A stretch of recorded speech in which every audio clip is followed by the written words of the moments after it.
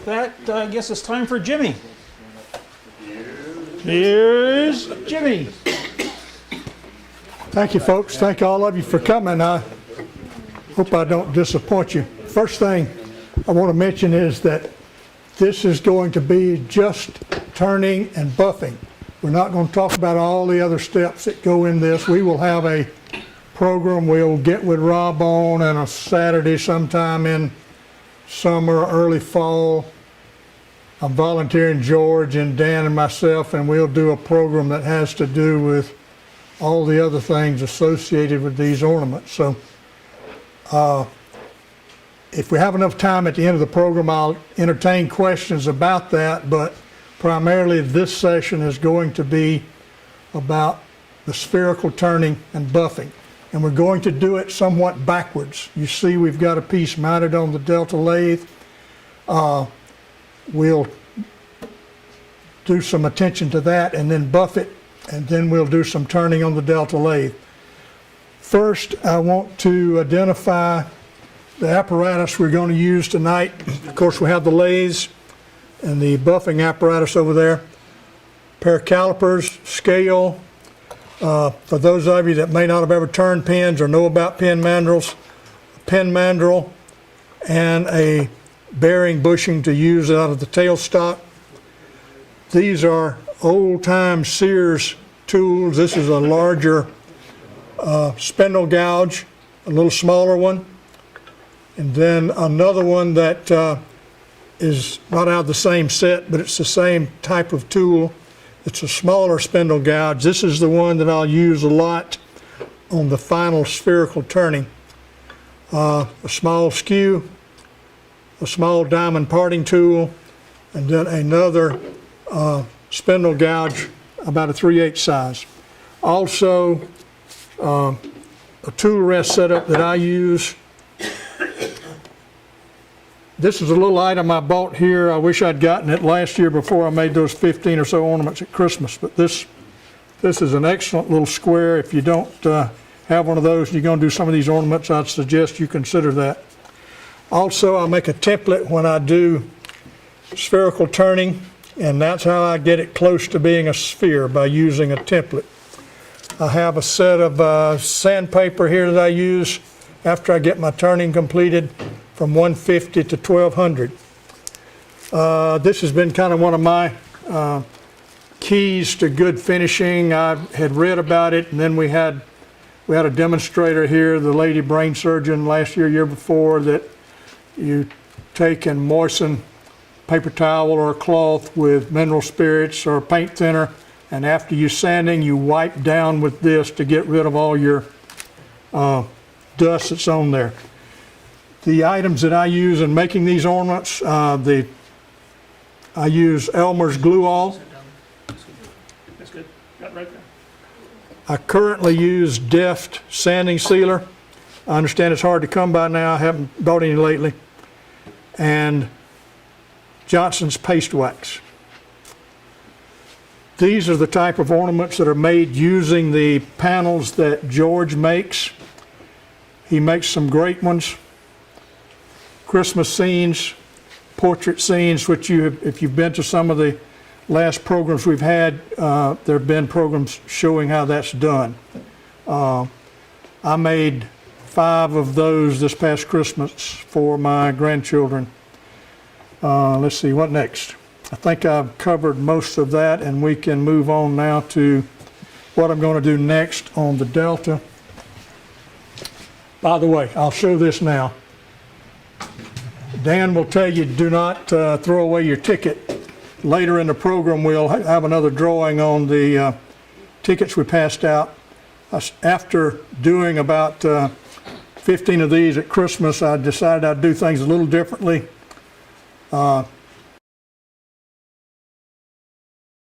Mike Peace gave me some spalted sycamore, and I swapped it out for that pecan he was talking about a while ago.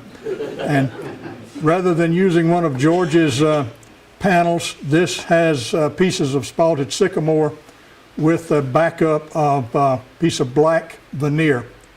And then it does not use a finial or a typical cap.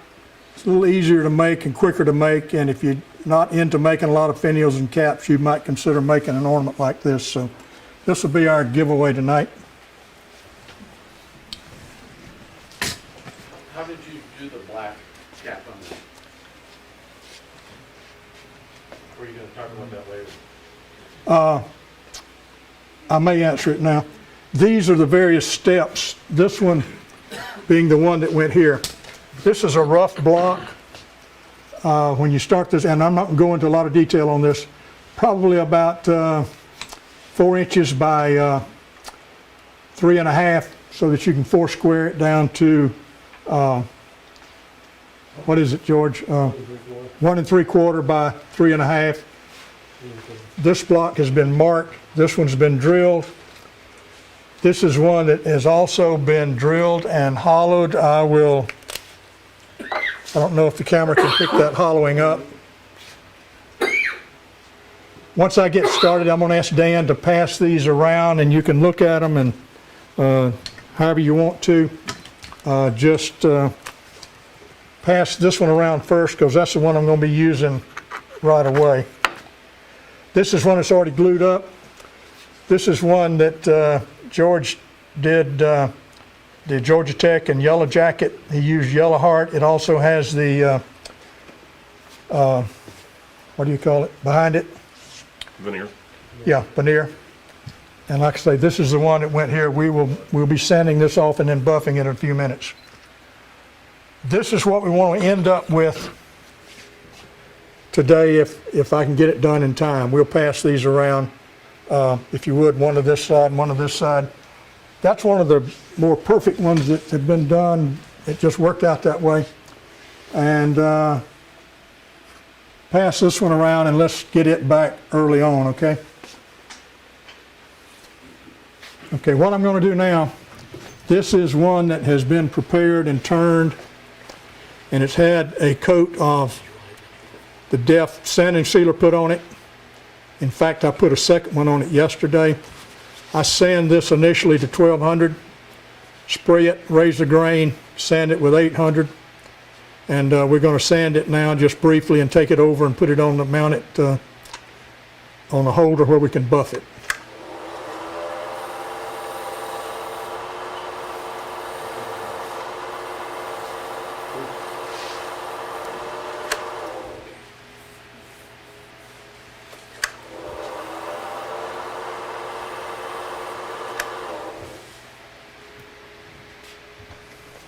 This is a piece of Merker mesh. You can see Where is that? that's 800. You can see the number on the back. Okay.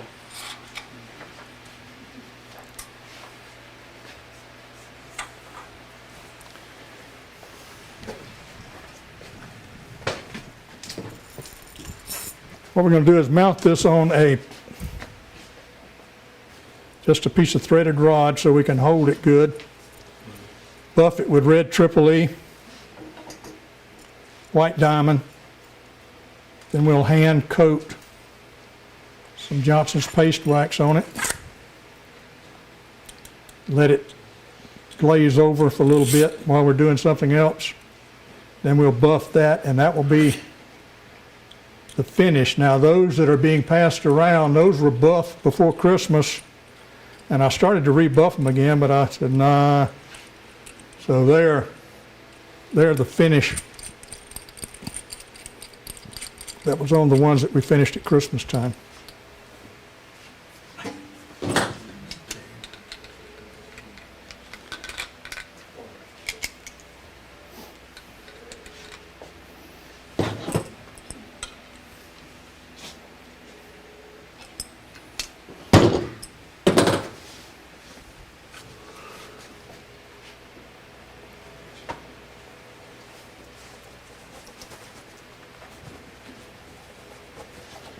I've set this up to run at about 1800 with this, 8-inch wheel.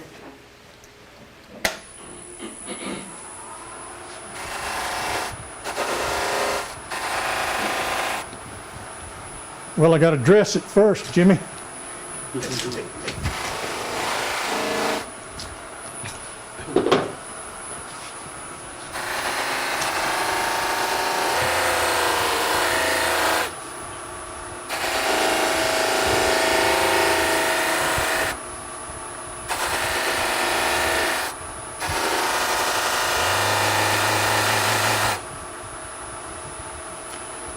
By the way, I think I mentioned these are pieces of spalted sycamore that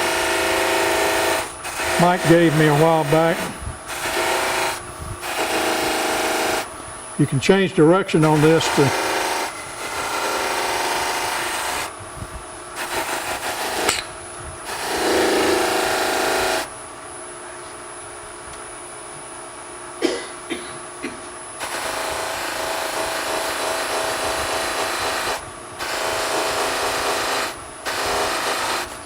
the base on this one is pear.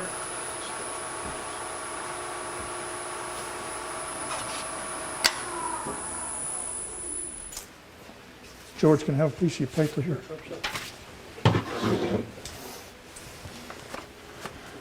All right, we're going to do the white diamond next. The instruction says that that's a fine compound plus. It gets rid of the red triple E that's left, so the instructions say. White diamond.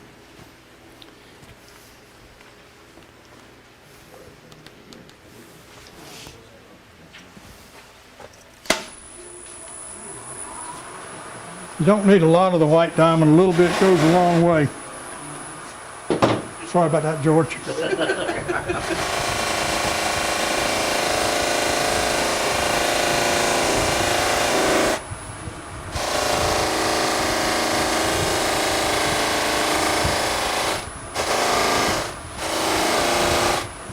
Can you see a difference? Yeah.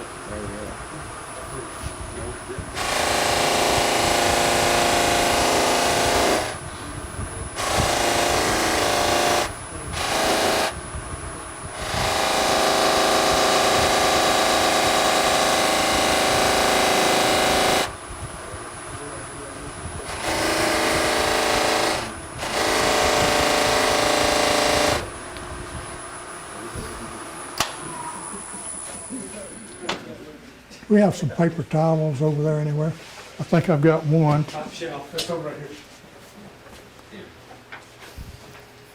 here. Jimmy, I noticed that ball is spinning. You leave that spinning on purpose? I let it spin. You can control it a little bit with your grip. The wheel, the surface speed on here is probably fairly fast in miles per hour, since it's running at about 1800. But you can control it with your grip. Just don't try that without gloves. All right, what we're going to do now, I think you can probably see the sheen, the shine that's in it. This Johnson's paste wax. You gonna change your buffing wheel? Yeah, I will. Thank you for reminding me. Does the spinning keep it from burning? If the ball itself wasn't spinning, does that help you from that standpoint? I didn't understand the question. He asked a question about the ball, the ornament turning on your thread. I've never had one burn with cotton duck. I didn't know if it didn't move, it would. All right, we'll put this aside, and as soon as I wipe my hands off, I'll lay it on this paper towel, and we'll let it sit and haze over.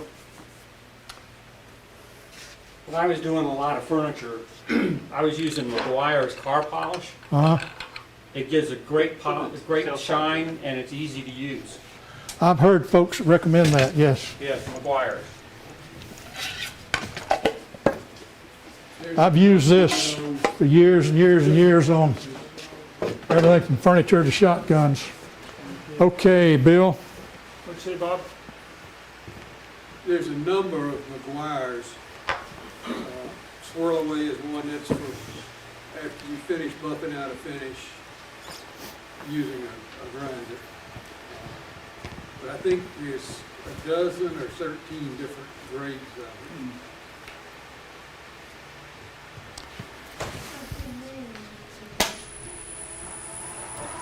Okay, that's our wax wheel. We'll let that sit.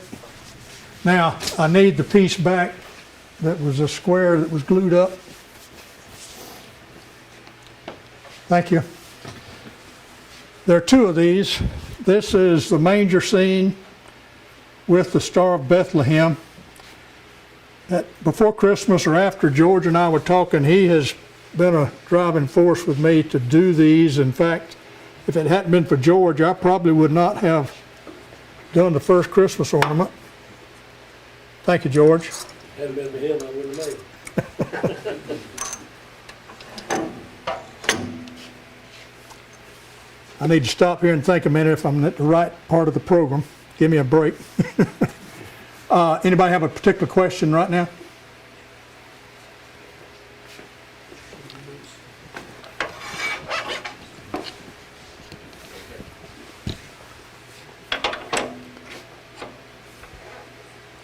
Keep stepping on the cord.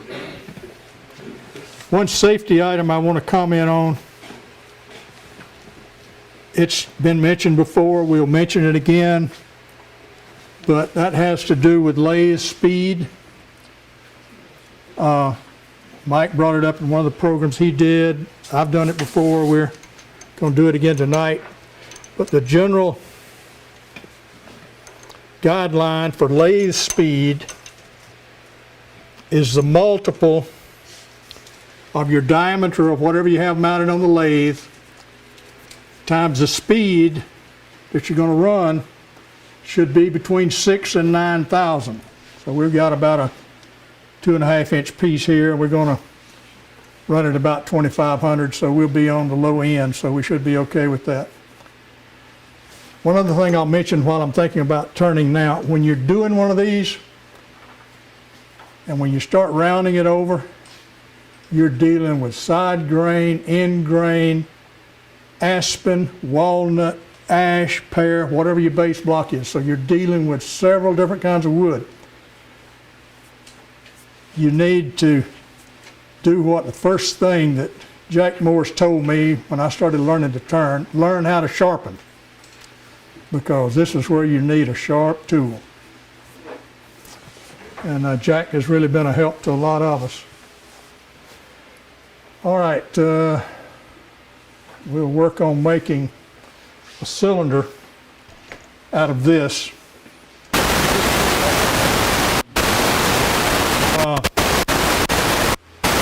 George and I learned a little on that one.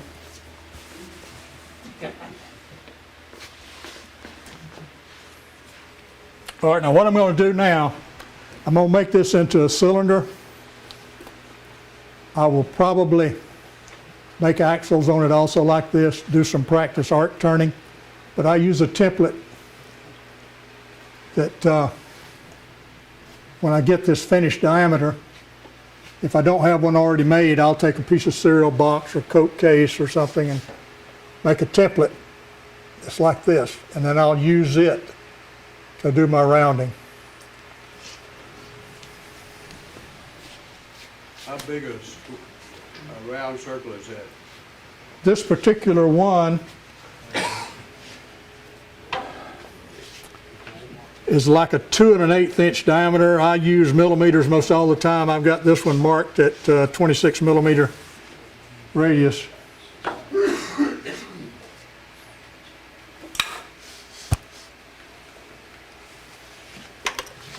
Any questions before we start?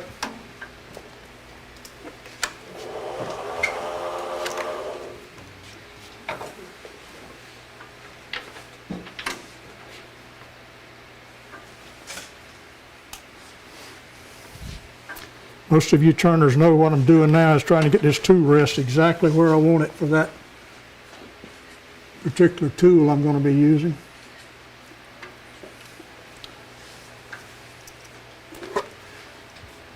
We're on high speed. I want to turn this at about 2,600 RPM, and according to the chart, if I run at about a number 6 on this pulley range, I should be at about that speed.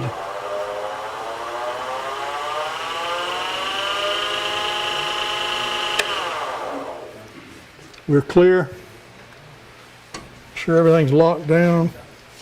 Whoops, see there? Didn't have that one locked.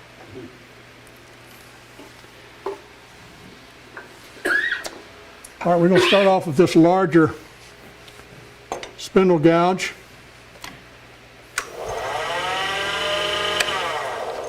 Jimmy, are the four sections, it looks like they're different thicknesses, Yeah, the brown and the thing, okay. that will show up on the turning Okay. here. And, I mean, that's the way it's supposed to, You can work with that.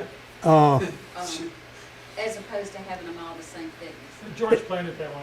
Oh, okay. Guilty as charged. That's why you sometimes have different diameters in your finish. You'll notice there's a center line on this ornament block. What we're going to try to do is make this into a cylinder, but have a little bit of line left right in the middle, and then that'll be the maximum diameter. And once we get to turning, you'll see that maybe this piece of walnut, being a little thinner, it won't get to a cylinder before these aspen pieces that are a little thicker will get to a cylinder first.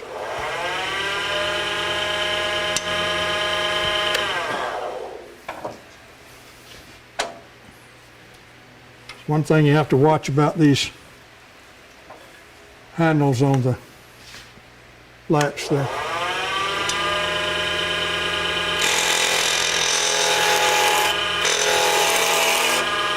Do we have any really beginning turners in here, or someone that's just wanting to get started?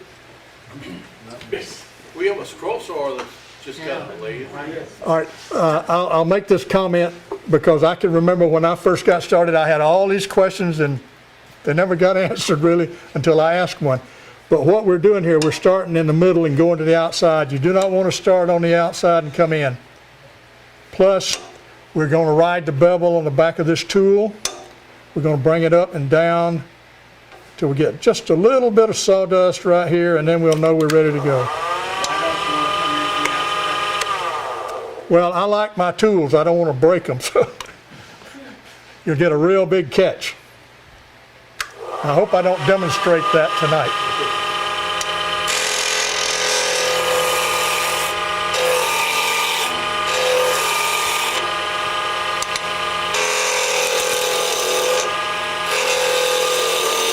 If you can teach yourself to do right and left-handed, you'll be better off.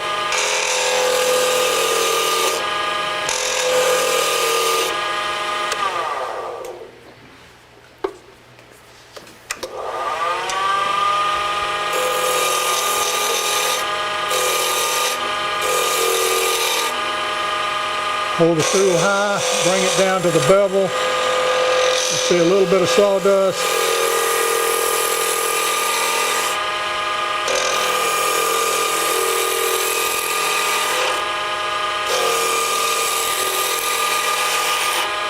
A lot of people might do this a lot faster. I go pretty slow. Now you'll see that this particular piece is almost rounded over.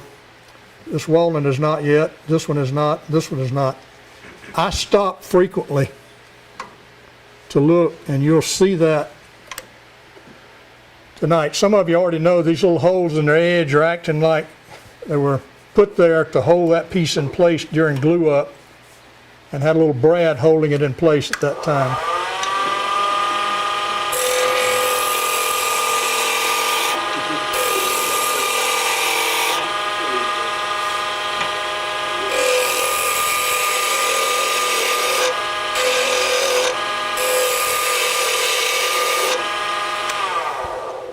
Jimmy, Yes. what's your setup to keep the wood from spinning on the pen mantle cap?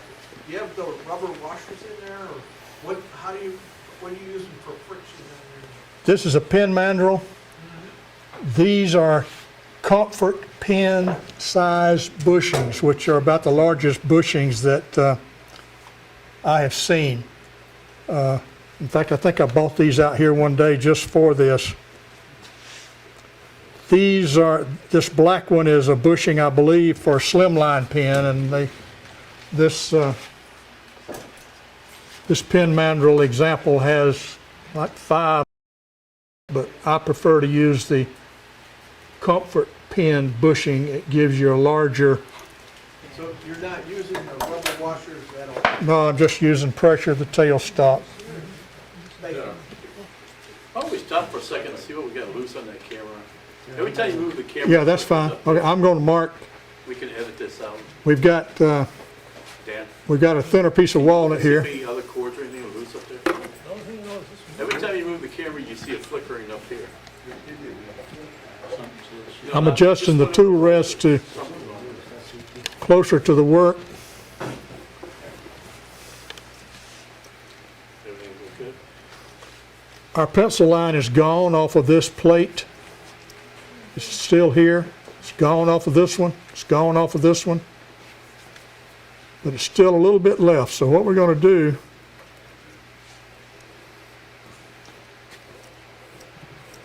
I noticed on the Georgia Tech one, you had like 5 pencil lines in it. yep. You'll see that in a few minutes when we get this one to. Are we ready to turn?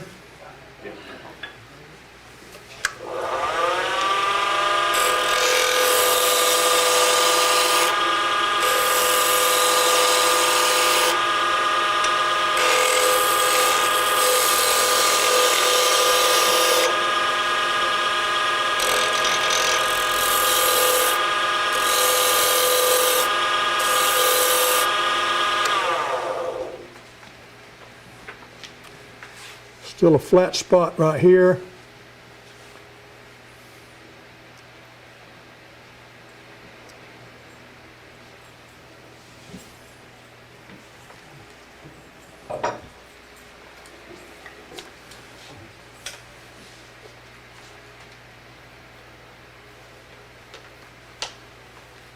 I got to turn that line pretty much away to get it down to a good sphere, but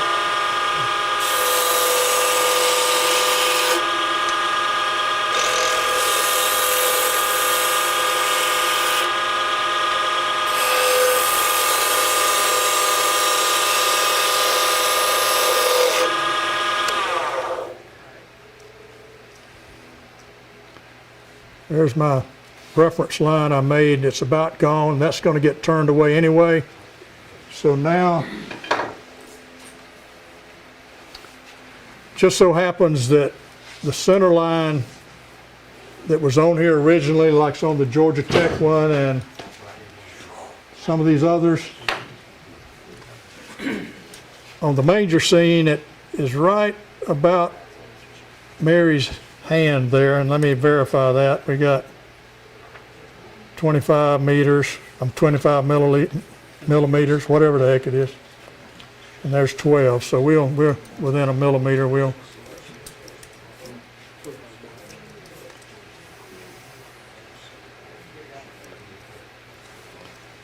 got a little off there.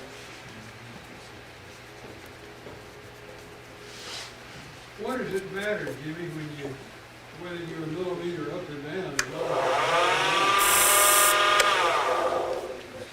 Well, it's just your preference. If you have the item in the center. Since Christmas, I've started mounting them on a fishing tackle swivel so they can turn. I told George I should have brought him some for that, but it's so that your eye point will be at the same spot in the center of the image. If you want one lower, you can certainly have it lower. Okay, now we've got that. Let's see what our diameter is going to be on this one. About like the other one.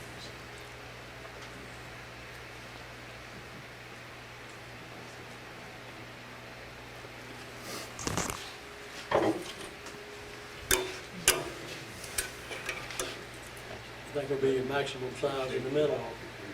All right, we've got 57 millimeters. Now that's why I use millimeters, because they're so easy to divide. Let's call it 56. If it was 58, it'd be half of that would be what, 29?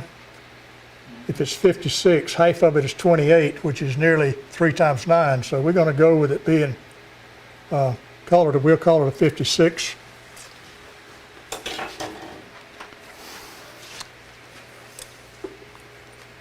We'll go 28 either side of the center line, and let me get back to where it was more true.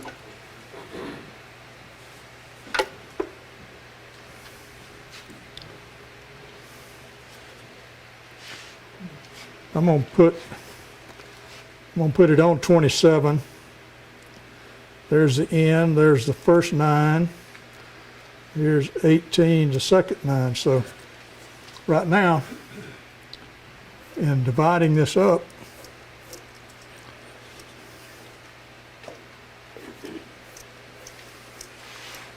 I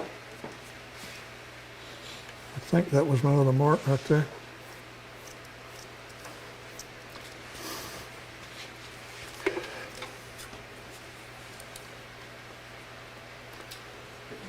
Jim, you'll be in the end of the ornament when you're done, right? Yeah, and you don't, try not to ever turn that. I need some white to mark on. There's a 9, 18, 27. All we're doing here is dividing each hemisphere up into 3 parts. And we'll turn off the outside part. Then we'll work toward the center. The intent to be never to turn away this line. And as you get closer to the center, the less material you remove. Now, I'm going to do something here that I generally do because if I'm not doing a demo, I'll take and make practice cuts off of this edge with a spindle gouge, but I'm going to mark this outside edge temporarily with the skew.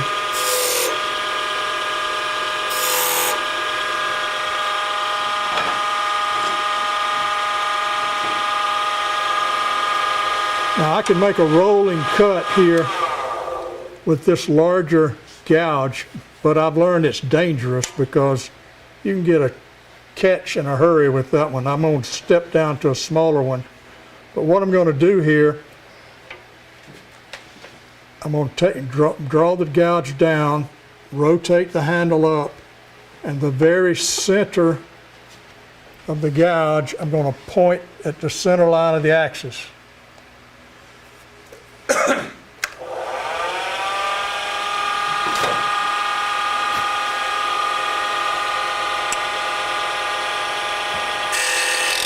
Remember, these are just practice cuts. All of this is going to get cut away.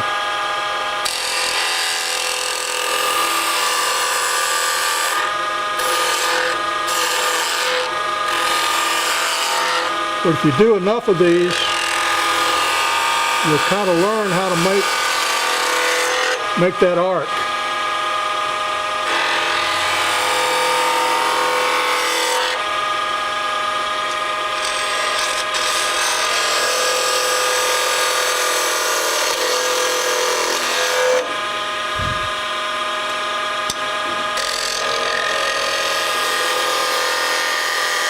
Raising the handle and pointing the center of the tool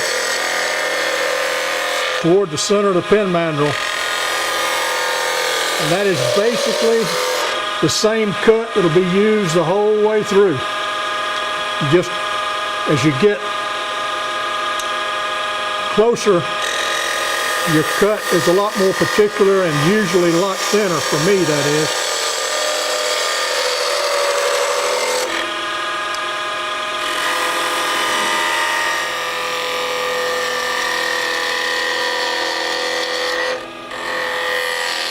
Now, if you look at that Georgia Tech emblem, wherever it is, it looks kind of like this. That's why it was stopped that way.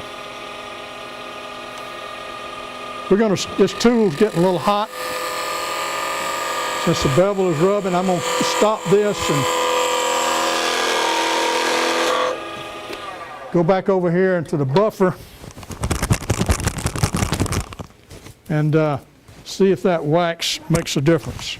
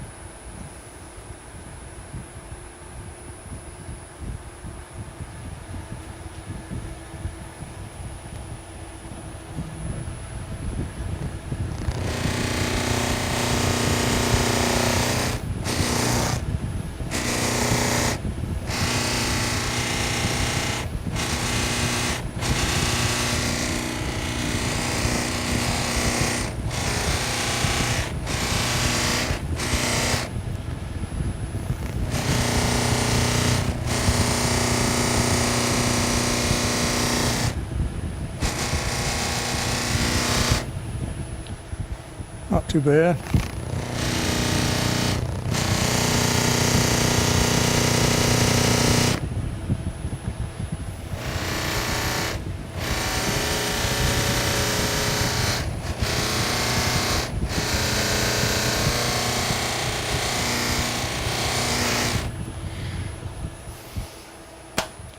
All right, now this would be, for me, this would be finished except for cutting off the axles here.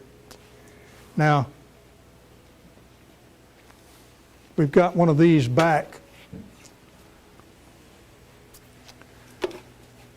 When you cut the axle away, you accomplish two things. You kind of rounding the rest of the sphere, plus you have a dry area here that has not been waxed, so it will accept glue.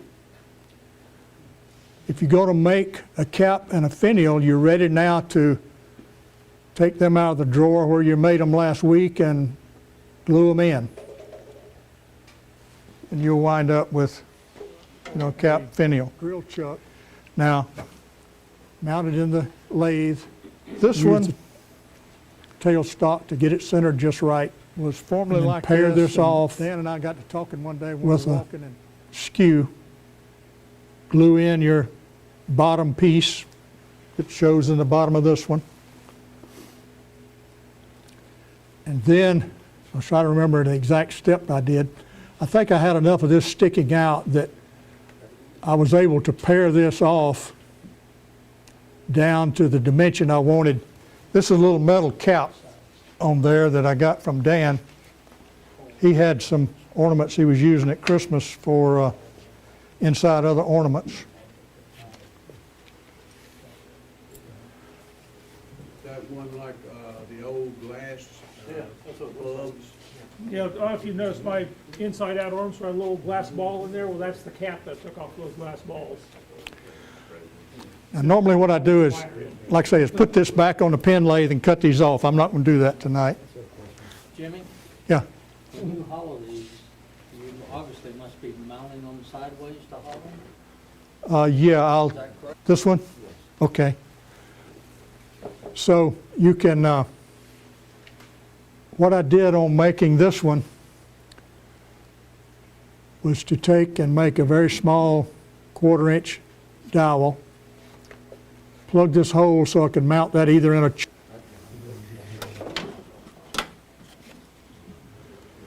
this Sorby handle and this hollowing tool. Yeah. So there's more hollowing than just drilling? Yeah, Oh, okay. if you look at that, it's You hollow look at it, that's from what the drives side. us nuts. Yeah. How do you get in there? So yeah, I do mount it in a chuck, and I do all 4 sides, as you probably notice on that. All right, what am I going to do next? I think we've got the buffing complete, and that's done. Now, what would be done next on this is to cut this away. I'll cut some of it away, and then I'm going to move. I'm going to mount this one. This is to save a little time. This one's already been partially done. The axle's been partly cut away, but I'll do some separating right here just to demonstrate that.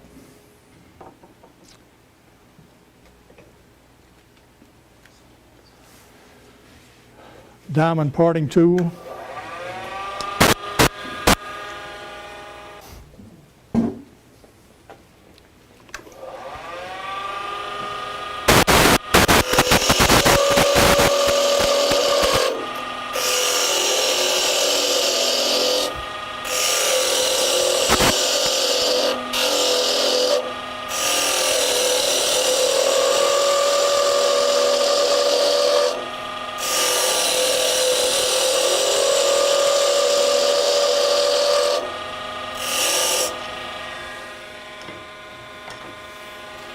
Like I say, I usually do some practicing cuts just to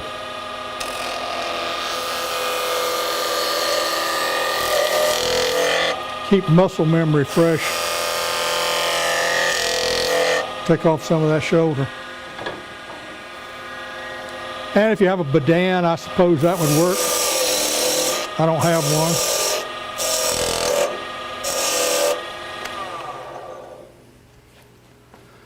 This is ash, and it's certainly not as easy to cut as pear, I can tell you.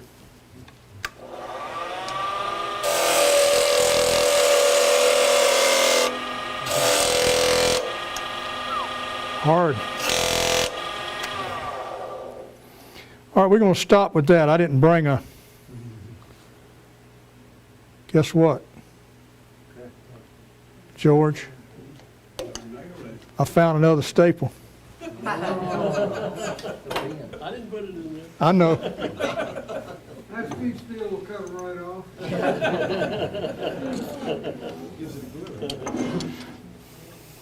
Was that the brand you put in?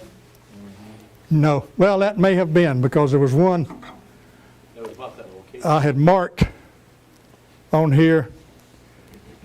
It wasn't a brad. I think it was a pin drill I used to drill the hole with, because one of these I made up did have, and I didn't pay attention to it tonight. Jimmy, what are you putting the brad or staple in there for, the hole is locked in place while it glue dries, is that right? Well, not so much while it dries, it's to hold it in place while I'm clamping it. You know how glue does, everything I want to, Around, yeah. it's just for that. As soon as I get the clamps on it, I usually take a little pair of side cutters and Okay. take them out. They're only like this long. Well, I won't be using that parting tool much on cutting this axle down. Red grinder there, and sharpen it. I'll use another tool I've got there. Questions?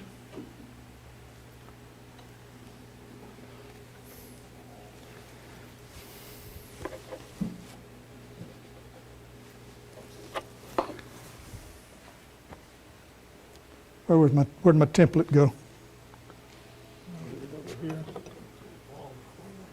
We're taking a picture of it or something. I'll leave it, put it right there.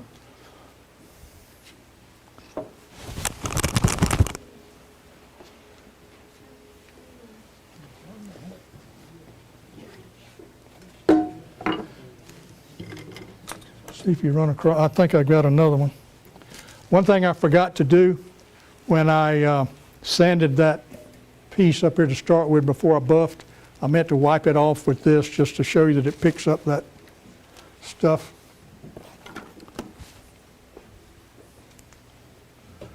And again, that wiping cloth was just cloth with mineral spirits?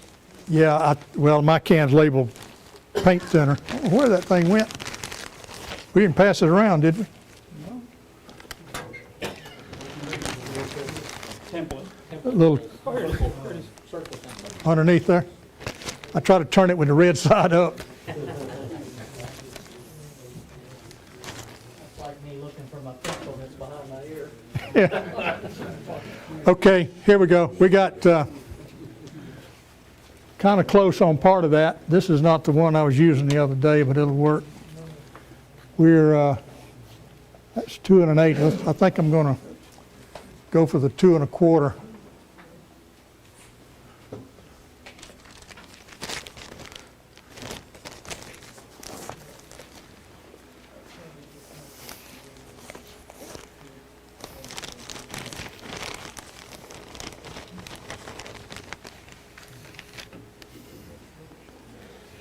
Where's Brokaw? Right here. You remember a month or so ago you asked me what that number 2 was for? Yes. Because when I make these, I make them in a circle, and when you cut them out, there's number 1 and number 2. They're like this, see? I thought maybe they were Jimmy's serial numbers. 1, 2. That was a little big, but not much. We'll use that one because that's how that's been turned down to that template. But you see, we got this much space that's still left up top, but the axle's too big right now, so we're going to make the axle on down about the size of the bushing. If I can do it with this. Ooh. Sharpen it. Sharpen it. How about, you're the expert, I'll use another tool. If you just put that edge on there for me, I would certainly appreciate it.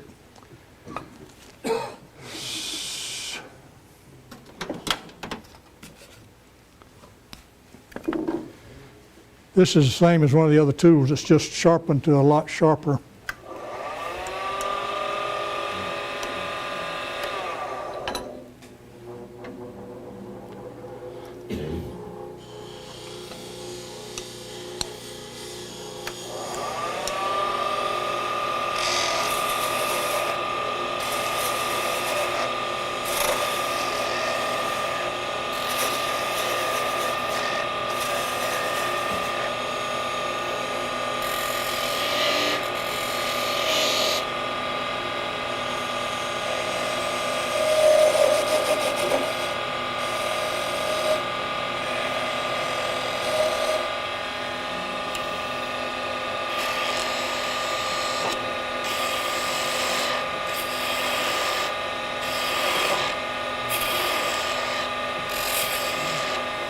Thank you, Dan.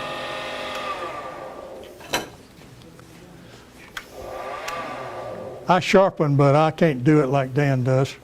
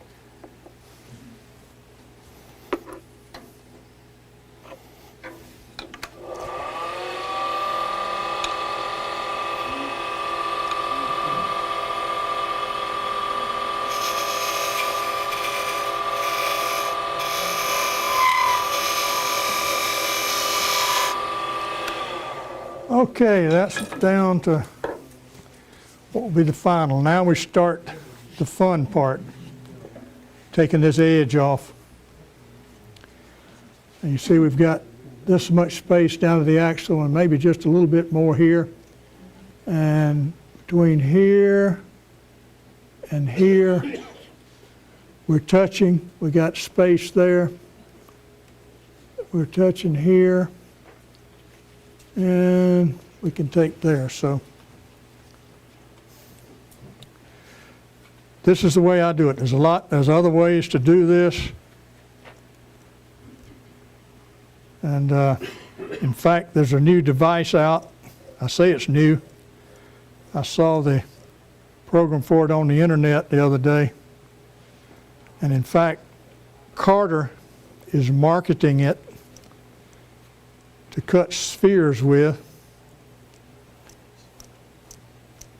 but it's about $400.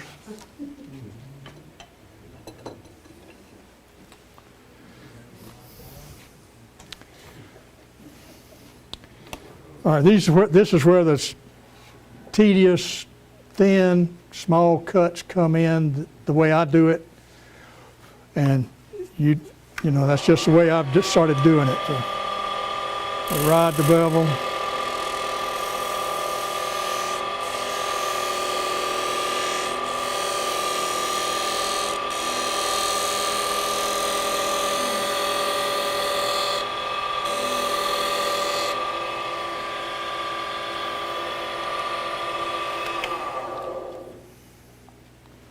Like I say, I stop often. I have to.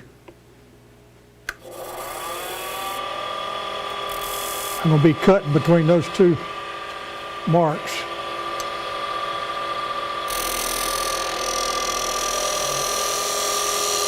lifting the handle, pointing the cutting edge at the center of the axis, trying to maintain the bevel.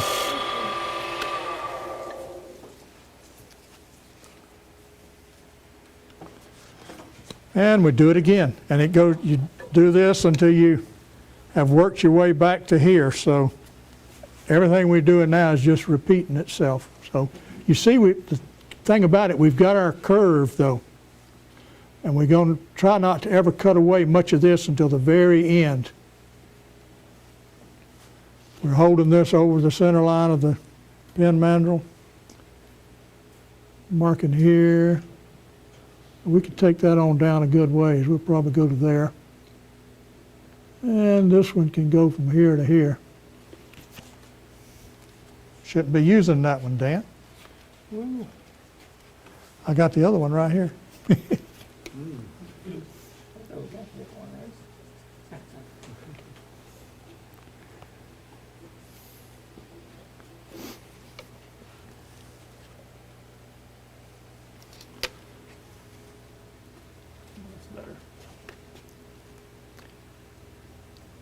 Basically, what we need to do is from here down, take a thin cut. Same thing over here.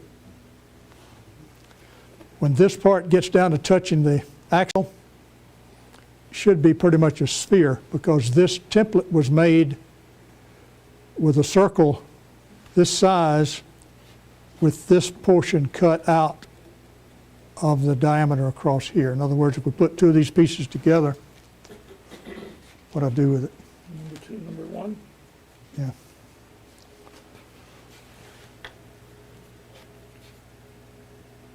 It would, that much was cut out of it to account for that. Okay, so we said we're going to do a full radius cut on each side all the way down to the axle.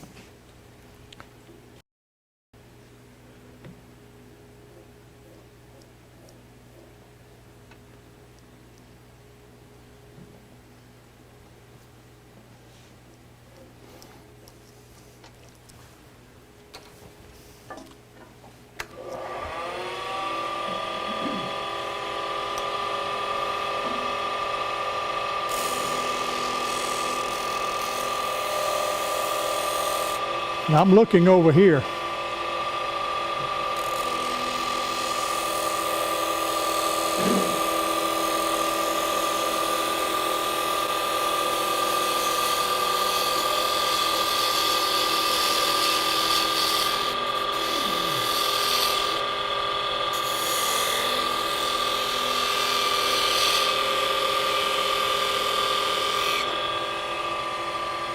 I don't know about you, but I sometimes get cramps in my fingers.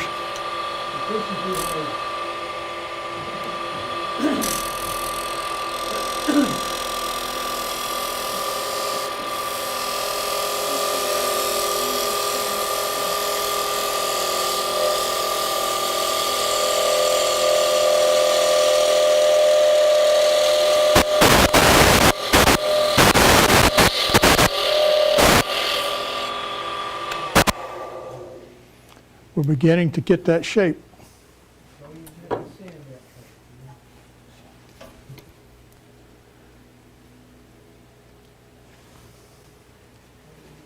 Jimmy, what's the name of that tool you use to cut there?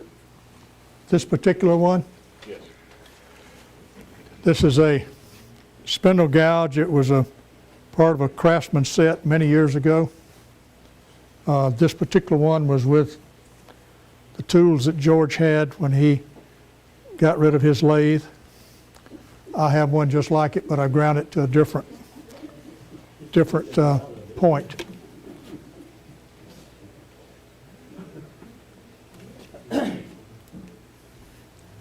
All right, our high spot now is from here down to here. Now we're working this shoulder up here now. One thing I did not mention, you see there's a center line down here.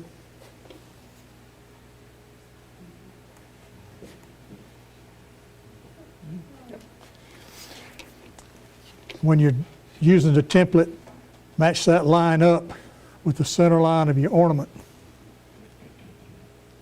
to mark the spots that you want to cut away.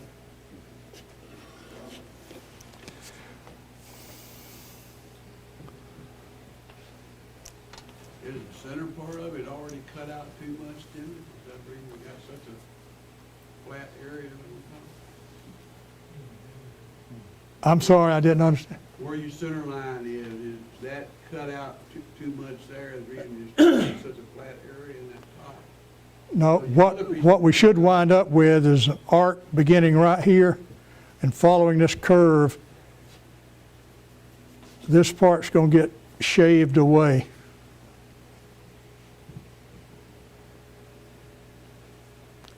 As this gets closer down to the axle, we'll be getting closer to that center line. And in fact, at the end, that center line, if you do it just right, will only be taken out by your sandpaper.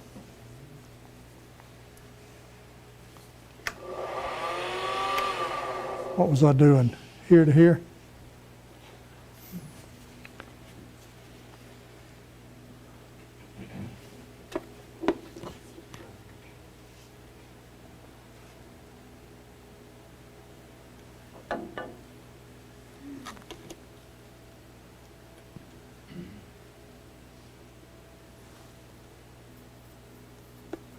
That's the part I wanted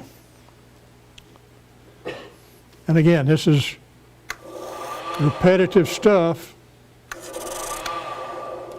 And if somebody asks you how much it costs a lot.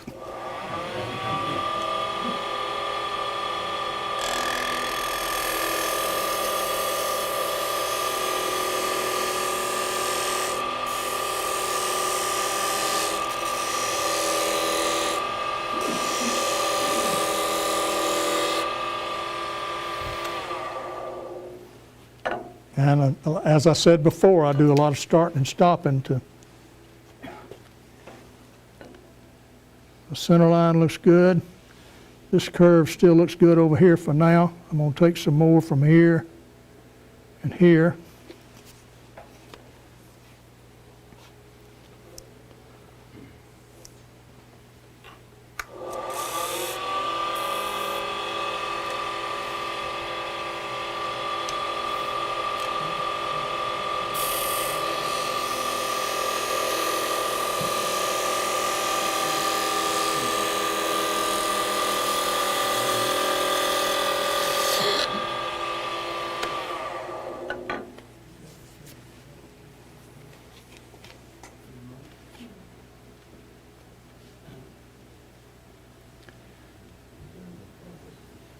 All right, this one can go all the way to about it right there, from here. And this one can go all the way from there. When you start making those that go all the way down to the axle, that is a little more tedious.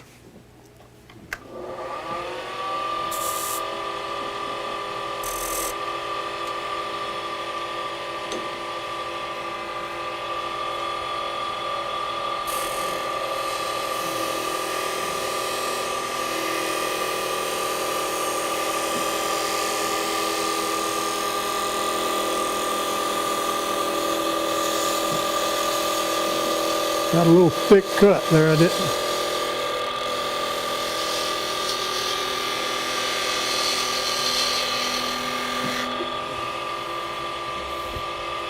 Lost part of my curve there.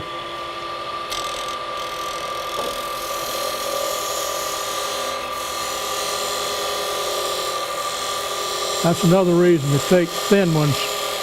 Once you take it off, if you don't have enough more cutting to make, you can't put it back.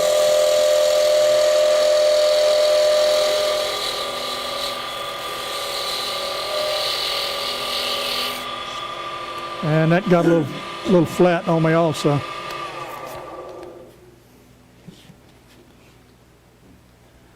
I'm almost down to the axle, but I haven't gotten this top off. I've got a little edge on this particular template that wasn't cut off, so I'm going to continue rolling this top off some.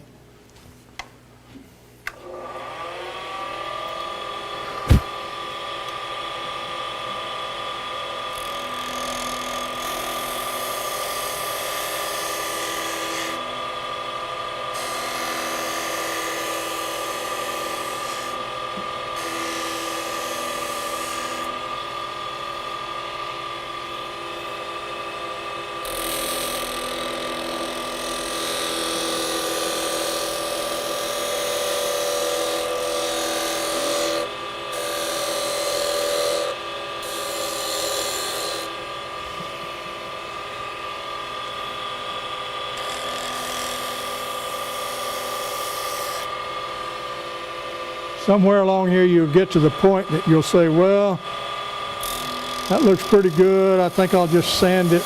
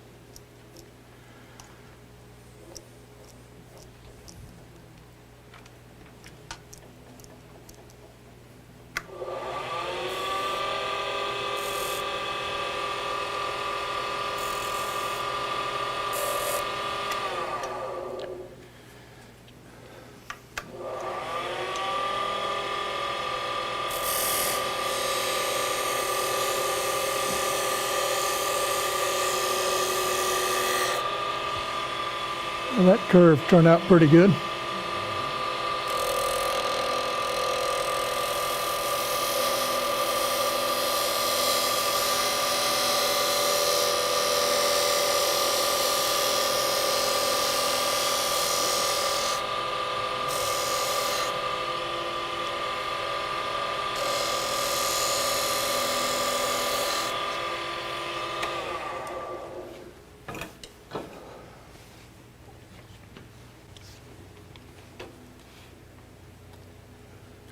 We're within about a millimeter there of that.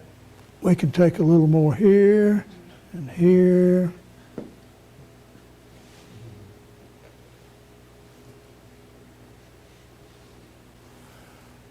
I'm going to try to stop about 8:15, so some of you have questions about the earlier part of the process, about block size and how you glue it up or clamp it or whatever. Be thinking about those, and I'm going to stop here in just a few minutes after I hit it a lick or two with some sandpaper.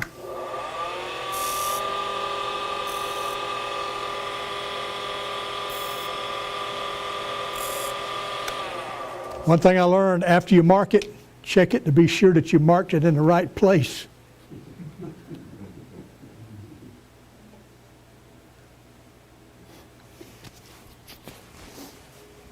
I think this will be the last one I do. And I'll put some sandpaper on it.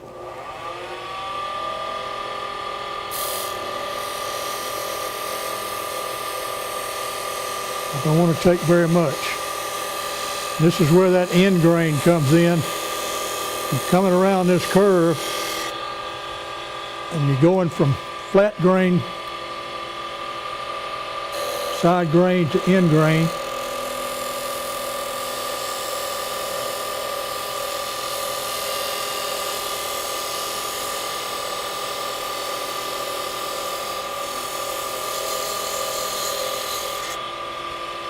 Oh, that's got a little dimple there.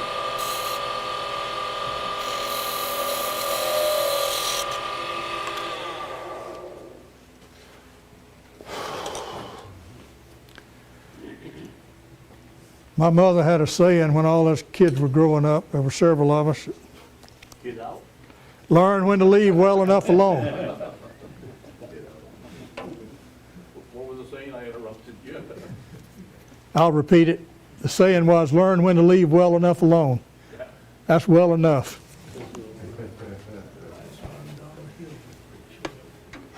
You notice these trimmings here, some of them are pretty thin, some of them are almost like scrapings. All right, I'm going to do a little bit of sanding. Questions? Are you ready to go home?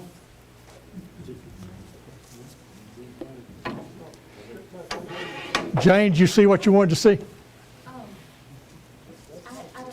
mean to belabor this, but I do have a question, and it's about your blocks, your Yeah. four blocks. Are they all supposed to be the same thickness to start? Or, I mean, I know it really doesn't matter, but ideally, what do you look for? 1/4 inch.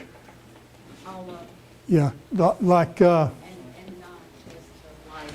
where's the other one of these? Over there? There's one more of these. Take a look at that one, Jane, that he has. And if you look at it endwise down through the axle, and then look at the white parts, the aspen, Oh, yeah. all of those pieces were aspen. There was not walnut with an aspen insert. All of those were aspen. And all the aspen ones, they saw real good and cut real good, and they were 1/4 inch.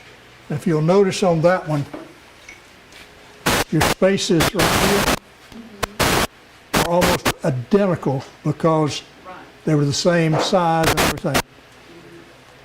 But ideally, 1/4 inch, but it doesn't, you can change it, you can work with it different. All it does is make your diameter a little smaller, and this area right here a little bit wider. Now you notice on that one, it's the thin. Right. Is that what caused the circles to be not the same size? That, and what will also cause that is the base block to be slightly out of square. Okay, that's what I was thinking. Yeah. Jim, isn't that the key, no matter what the thicknesses are, as long as you have your base block exactly square and exactly centered, shouldn't that allow for any differences in the thicknesses of your plates? Because that center block is exactly centered and exactly square? That's not something I'm going to debate. I don't know.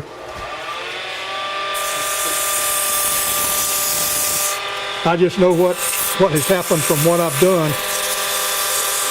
You can draw it out.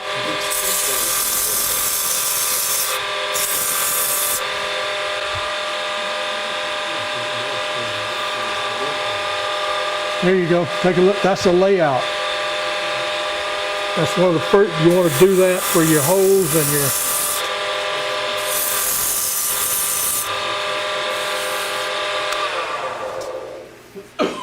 All right, this was 150. Turn it over, Jimmy.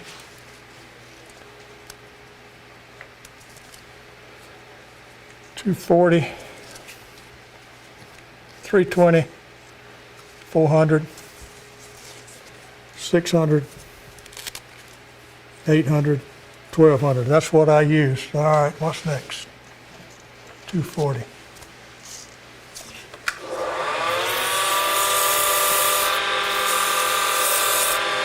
And when you're doing this, you can kind of tell if your spear is slightly, because you're looking at the bottom edge of it, and you can kind of work on a high spot.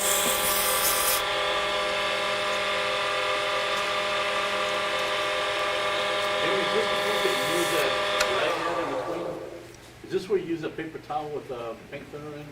After this, Oh, after that. after the 1200, then it's sprayed after it's wiped down.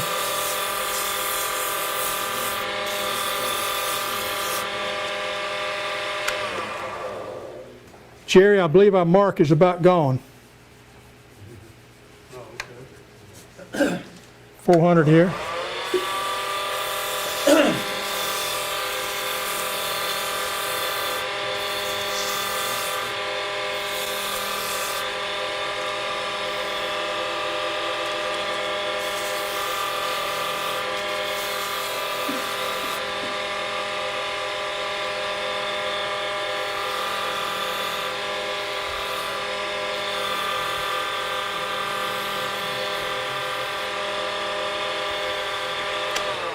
Looks like I got some lines right there in that end grain that didn't come out totally.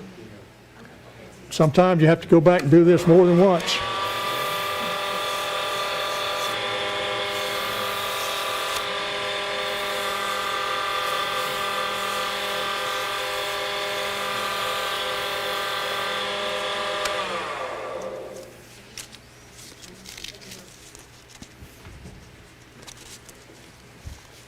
Rob, remind me to find my wet paper towel now. The reason I was asking, a lot of times when I'm doing a pen, Yeah. when I've got a real rough grit in the beginning, I use that to get all the loose sawdust off while I go to the next. That's why I thought you were attempting. And what would be next after this, if I didn't want to resand it, because I have got some lines there, when I get back home, I probably will. But normally, I put some paint thinner on a paper towel.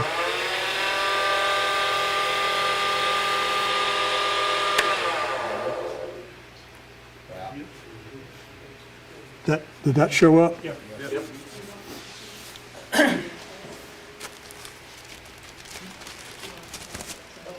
What is the purpose of the paint thinner? It's excess sawdust.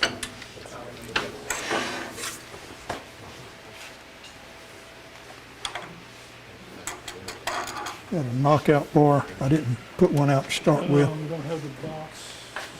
It's right here. Go to this box. Chairman, since this is such delicate work, you talked about types of wood that you use, but those of us haven't really learned what's really chippy and types of wood. What would be some wood that you would recommend not to use?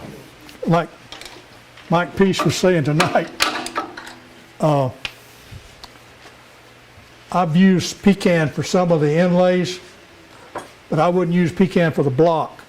If you can get your hands on Bradford pear that has been aged and cut up into the right sizes, that would work good. Now George early on laminated some poplar together, and it looks like it'll be okay. I'm going to experiment with that in the future.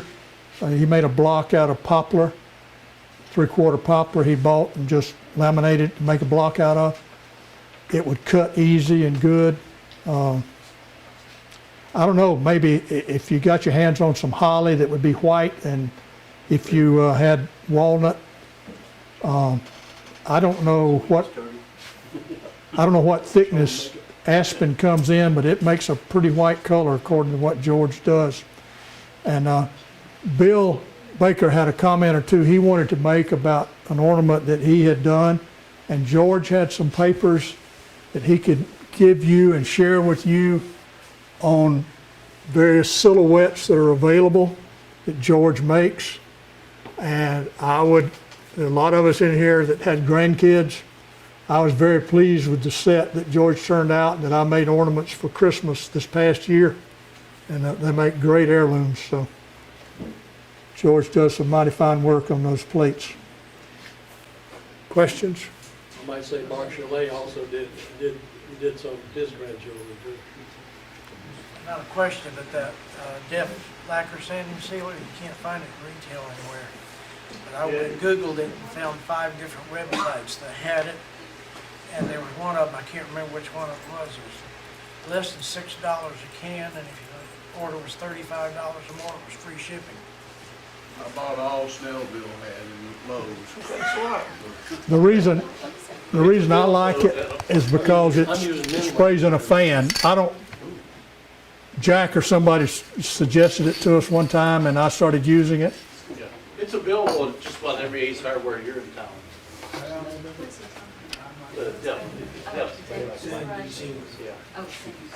Every Ace Hardware I've gone to has had several cans of them, different ones.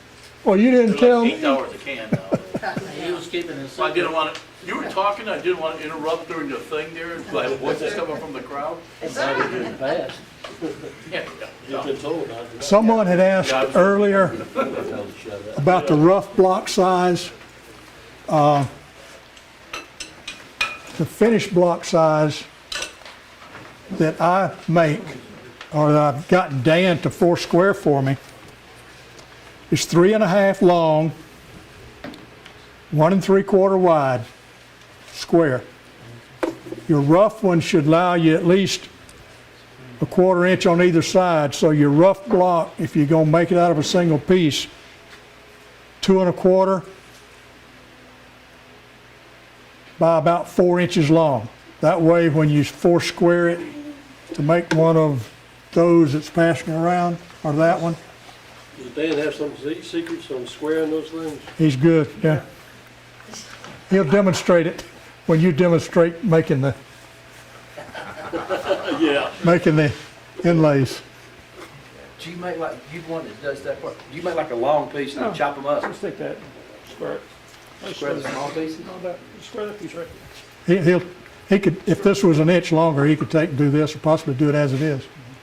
What did the little square do for you? Say again? Small square, you said it was very important. What part did that play in it? that was actually blank that you take the bigger, whatever rough square, and then you cut that after it's square, you cut it down to that little one that, those little parts going to sit on. That's your inside block. Finding the center and then marking that line all the way around. You locate, I started drilling 1-inch holes. Last year I did 7/8. I do a 1-inch now since I have learned a little. And I also told you I went to hollowing before Christmas. The ones I made before Christmas, I did not take any more out other than the drilling. But they were a little heavy. If you tried to put them on a tree, they were too heavy. So I started a little hollowing, and the first one worked okay.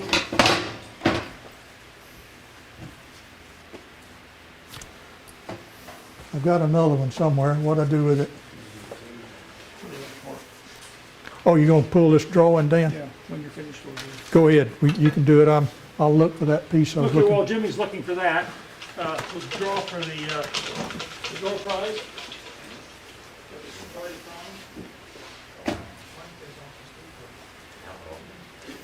Okay, ticket number 303. It's just called chip carve it, don't give it to him. I want to see him chip carve that. He's done it before. I got something else to give you with that. There's a comment I want to make on that. A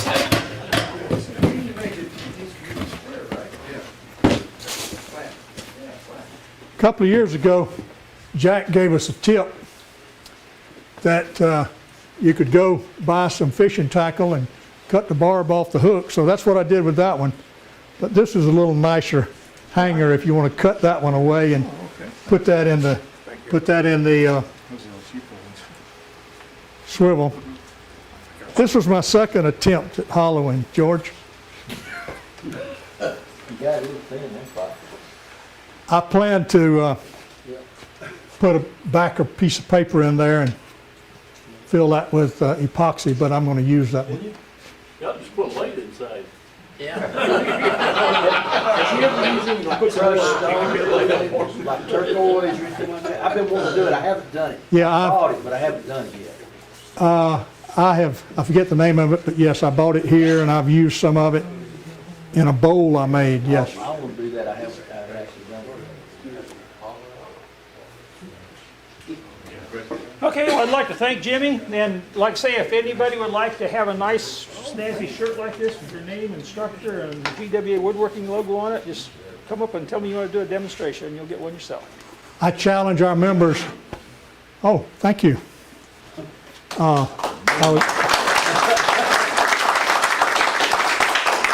was telling Gary, I had occasion last week to go through some old things, and I ran across a program from the first program I did back in 2007. It was on a yard bench swing, so I've tried to do one every year, but I missed this past year and had to do it here, so I'll do another one later on this year. So Do two then.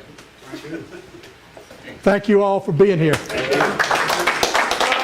can't have some help cleaning up here?